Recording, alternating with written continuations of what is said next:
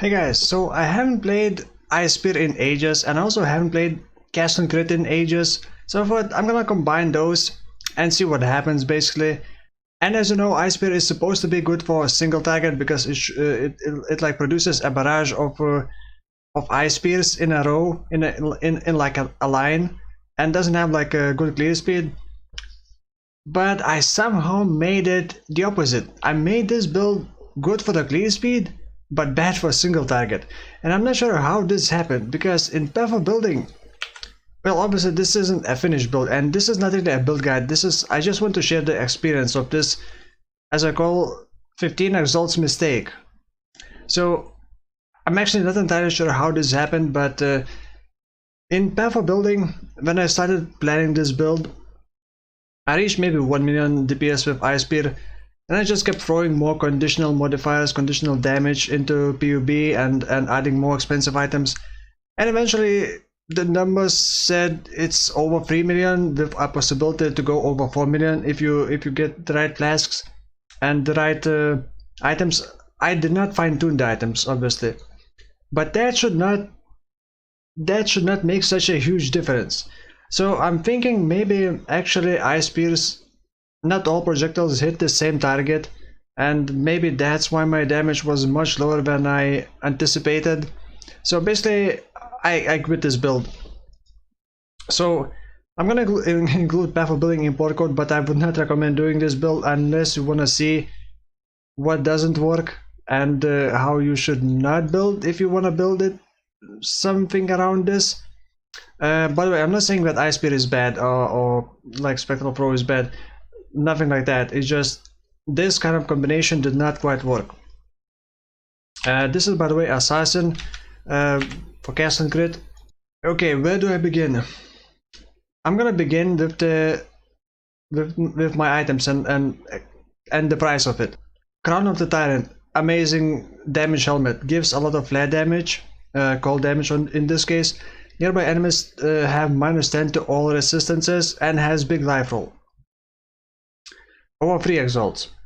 The new upgraded Harbinger belt, over 1 exalt, gives me like 20% action speed with very low downtime, which by the way affects me and allies but does not affect enemies.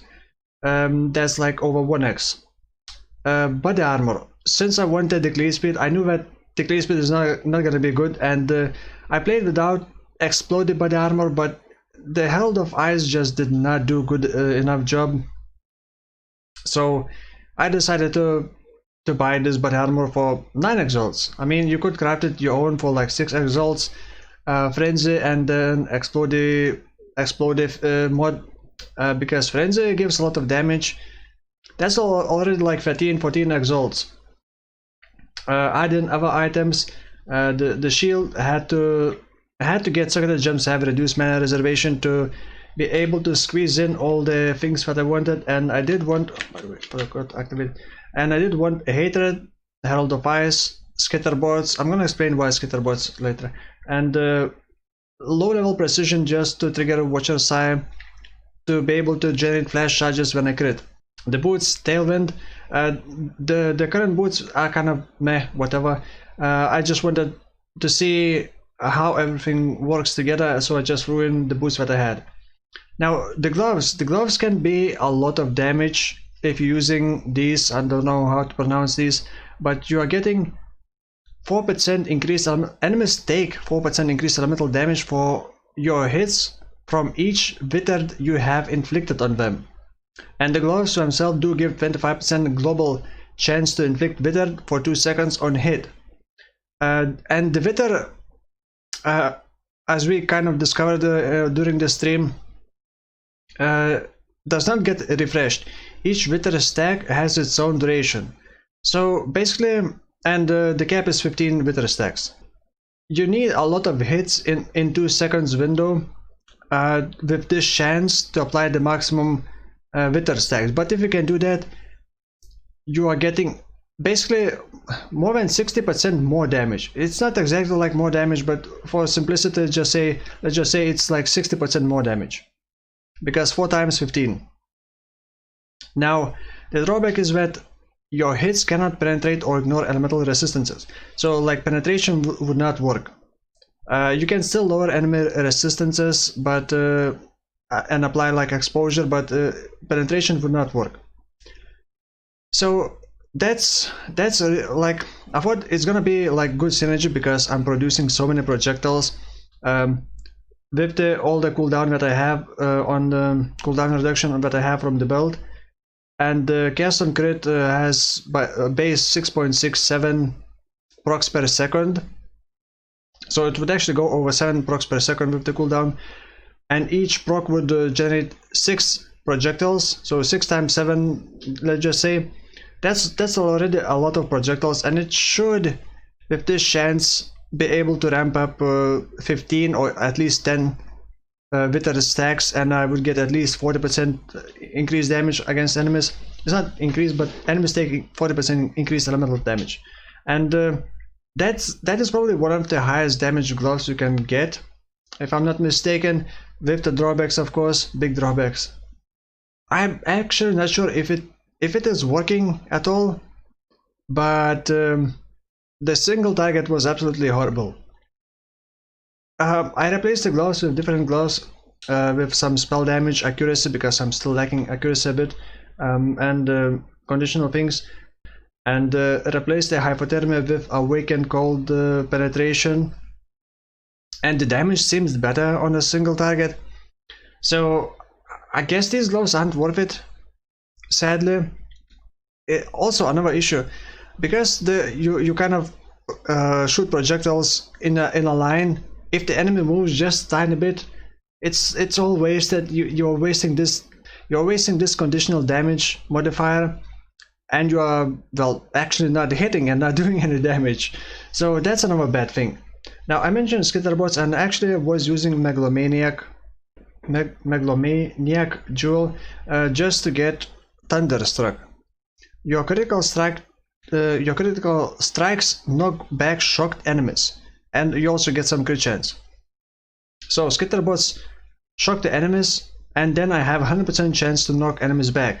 And the Ice Spear, if you don't know, it has 2 forms. The first form does not pierce and doesn't have any modifiers, and the second form has 100% chance to pierce, gets a lot more projectile speed, gets critical strike multiplier, mega critical strike chance. You basically you get 100% crit chance with Ice Spear without any passives, basically, if you got the Diamond Flask. So in the second form, the Ice Spear becomes stronger, but it takes like a short distance to arm itself. So I thought that knockback would be nice. I would push enemies away, and it would give distance to arm Ice Spear. Spectral Throw, cast and crit. So with Spectral Throw, I would knock enemies back, and then the Ice Spear would have time to arm and do more damage. And that was kind of cool, but like I said, the damage was not enough, and I had to refund it and get more frenzy charges, which do give quite a lot of damage, because each frenzy charge gives 4% more damage, and also movement speed, or maybe not movement, the attack speed. So that combined, the amulet I should also replace. I had this crit chance, crit multi amulet, whatever, with life. It's not a big deal. I would prefer an amulet with a bigger crit multiplier, flat accuracy, which I still need. I only have 92% hit chance. It's kind of weird how I have such a low hit chance. I try to get accuracy in so many places. Oh, the weapon is weird in this case, and yes, you can go with the two-handed weapon. I just did not want to do that because I needed a shield to squeeze in the aura, and maybe it would be better to go with two-handed. I don't know. I haven't tried. Don't really care. So the weapon is weird, and I thought I have a perfect weapon until I realized that there is no seed that completely scours the suffixes and leaves the prefixes. You can only reroll suffixes while leaving the prefixes. So, but I wanted spell damage. I wanted either spell damage or like ally damage, or like critical strike multiplier, and then I needed good base critical strike chance. The attack speed is low on this one, but it's whatever because I have so much more attack speed that I can still cap the proc rate, and I could spend more on this not so good build and craft hits cannot be evaded and all of my accuracy issues would be solved, but that's like free exalts. Or just try to get accuracy anywhere I can. The rings, I needed cold leech, basically that's it, and frostbite on hit because I could just get curse on hit on wave of conviction, or like previously I was using frostbomb, but that has delayed. It's annoying. Wave of conviction with curse on hit could work as well, but to have better clear speed, which is already kind of alright, the frostbite does help quite a bit. And other than that, rings are just one with the cold leech and one with the frostbite on hit. And for the items, that's pretty much it. I was using normal boots without a tailwind. I tried, like previously my weapon was this one, just to have a fast attack and good base critical strike chance, but that kind of weapon doesn't give anything, and there are so many ways you can craft a weapon. You can use essence to craft the spell damage on weapons that normally do not have spell damage. I was planning on using a foil until I realized I can roll +1 to cold spell skill gems on scepters and just have... It's just so many things you can do about it. And I can show you POB. So in POB, as you can see, the numbers are... This is average hit per projectile. And I am producing 6 projectiles. And I proc up to 7 times per second. So if you want to find out the DPS, you kind of have to multiply this 97,000 times 6 projectiles and then times 7. That would be your DPS if in the perfect situation. And you can also add either add Zeri's Promise, or you can add where is it? You can add Dying Sun, which would give extra 2 projectiles. Then the damage would be 97 times 8 projectiles, and then times 7 procs would be over 4 million. And I thought, oh yeah, that's gonna definitely be great. And yeah, it has a lot of issues. It just doesn't work in reality like that. Like for example, the crown of the Tyrant helmet, you don't want to be nearby enemies, so you're losing that -10 to all resistances. That's one issue. And you could get like a pretty cool rare helmet with the helmet enchantment, but I don't think that is gonna save this build. So, and as you can see in POB, I don't even have the perfect weapons. This is not fully optimized, yeah, but it's pretty similar. I don't really care about importing the build. It doesn't even have the jewels. What do I have on the jewels? I do have Witcher's Eye for precision to generate flash charges, and then I have some. I actually crafted this one. I decided not to go for another power charge. That's 3 points. I guess you could go with the intuitively, but it doesn't feel efficient to use it just for that. So yeah, I'm gonna leave this path of building import code, and if you wanna copy. Oh, by the way, I was trying to get these because Withered you inflict expires 10% slower and another 10% here. You don't actually need this one, and that would make your Withered stacks last, instead of 2 seconds, last 2.5 seconds. I believe that's how the calculation works. It's not exactly the same as increased debuff duration. It's a bit different calculation. So I don't think that it would save this build. So that's the only thing that I don't have on the passive skill tree, something like that. So yeah, that's pretty much it. I know this is a low effort video and not highly edited, but I just need items from this build for my new build, and the new build will be